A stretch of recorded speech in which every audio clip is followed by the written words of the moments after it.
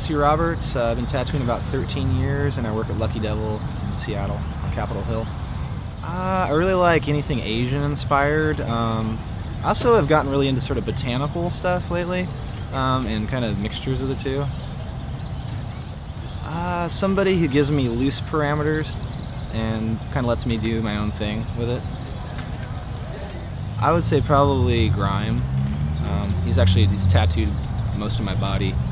Oh wow! So I've gotten to go and work with him some at Skull and Sword, and it's just everybody at Skull and Sword is super inspiring. It's always like that place is like a psychic battery. Just recharges you. Oh yeah, I walk in, there's just the creativity and like the level of tattooing is so high that they're great guys too. And everybody there, they really invest in each other. So it's kind of like when you're designing a tattoo there, you kind of get the benefit of everybody's minds there, which is really cool. So the tattoo is actually like, it's the product of many people's experience as opposed to just one, I can tell you a guy, James Tex. I just went up and worked with him at Dudley in Calgary, and I had never heard of him.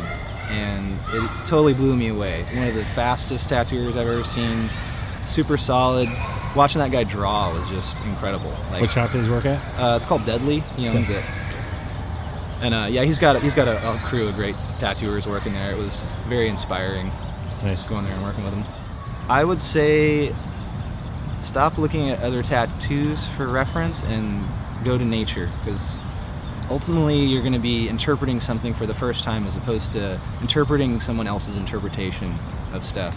Or if you like somebody's work, figure out what it is about it and why they made the choices they did, and then do your own thing with it. The logic.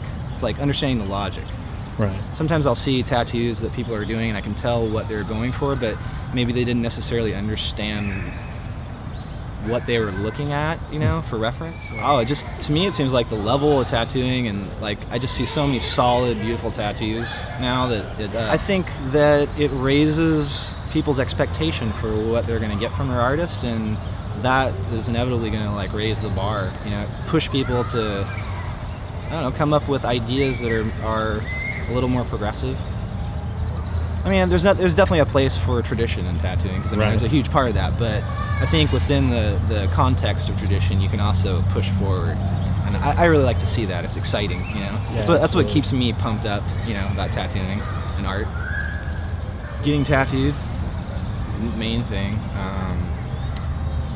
I think getting back to tattooing for me is just doing the best I can every time I sit down to do a tattoo.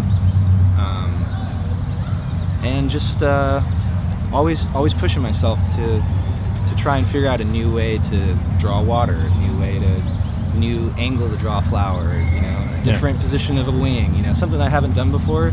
Even if maybe I could do the same wing over and over again, the same pose, but it's not exciting for me, So I think if you can keep yourself excited as a tattooer, then I think that stuff kind of translates into the work, hopefully.